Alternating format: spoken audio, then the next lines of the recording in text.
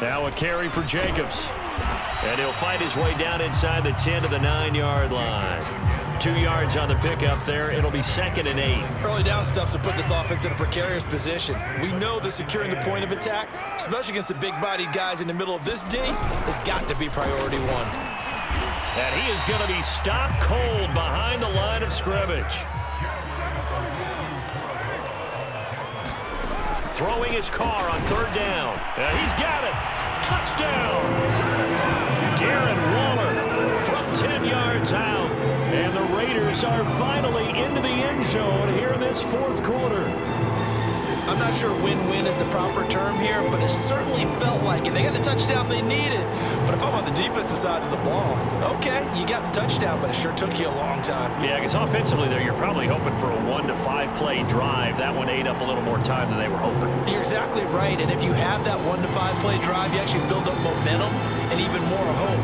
When they had to slog their way downfield, they got the touchdown, but it's almost like, you know, doesn't feel right. Exactly. Here's Mariota. That's caught. And he is not going to get in here. So the decision to go for 2 does not pay off as they're unable to cut any further into their deficit.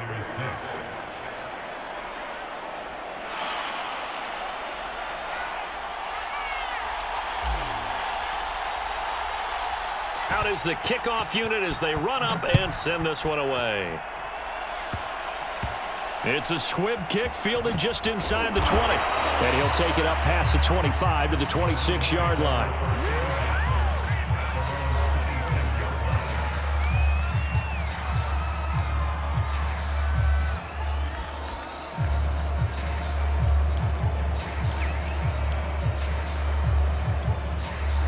The Browns drive about to get started.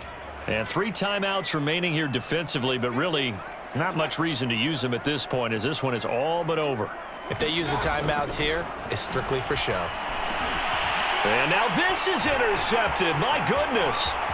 Jonathan Abram picks it. And he takes this one back into the end zone, and the Raider defense delivers a score. Well, dare I say it, it's kind of quid pro quo. Both defenses now with an interception return for a touchdown. Your vocabulary, sir. Well done.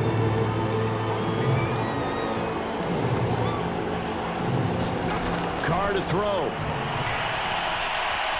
Flush to his right. And he'll get in as they're back within a score now. The lead's down to 7. And now we've got a 1-score game and at least a little light at the end of the tunnel. Is that what we call a glimmer of hope? Glimmer of hope. Because they've got to get an onside kick and then find their way into the end zone before time expires.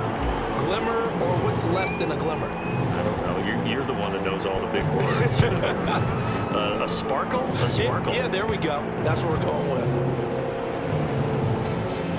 This will be taken by the up man inside the 15. And that's the type of return that puts a tremendous amount of pressure on the defense now. They've got to go out on the field almost like it's a sudden change, almost like it's a turnover. They've got to go out there and try and stop them. But, boy, what a tough spot they're in. From the 13 now, they work on 1st and 10. Now Carr. Toward the end zone, but that's going to wind up incomplete. A couple extra defensive backs out there in the dime, and because of that, really not many places to throw the football, if any. And typically, what would you want to do against that dime? Run the football. You want to run the ball, but you can't do it in this situation. Not nearly enough time on the clock.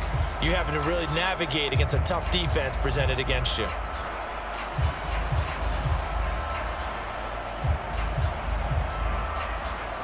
Now Carr, after the incomplete pass, brings him up 2nd and 10.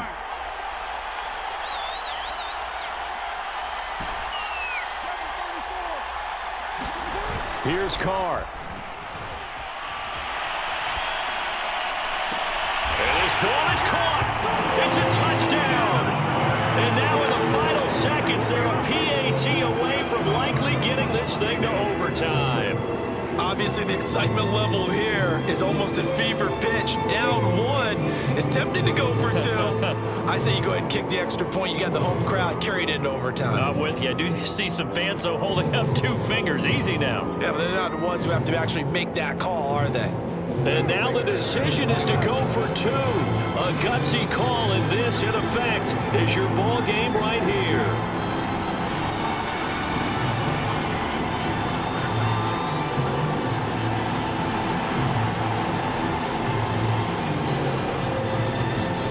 Throwing his car.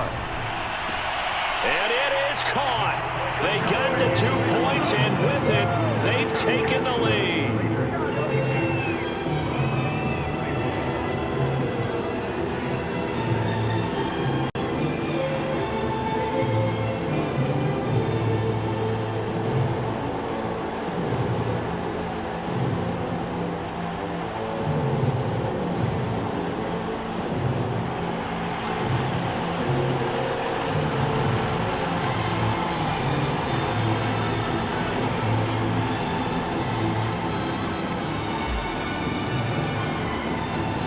The kickoff unit is out on the field, and they will send this one away.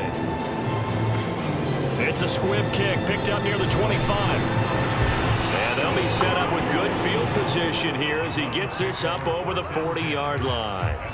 And when you're facing a deficit on the scoreboard, you're just looking for something to get you right back into the game, and that's the spark that they were looking for. They got it with that big return. The Browns' drive about to get started. So you're right there, but obviously the clock is not your friend. How do you handle this situation? You're thinking 2 plays. One, to get yourself in position for the second one, whether you're able to get into field goal range or you have to try another deep pass, another Hail Mary, but you're trying to get the first one to a receiver, get out of bounds, and give yourself a chance to set things up for an easier shot at it. We'll see if they can do it. Might be easier said than done. Here's 2nd and 10.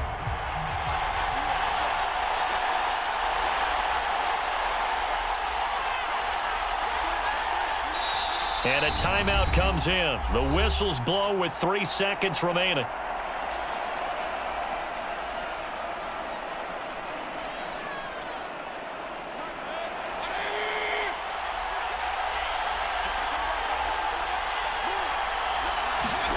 One last shot from Mayfield here. He's going to let it fly. Into heavy traffic, and it's intercepted. It's Desmond Trufant.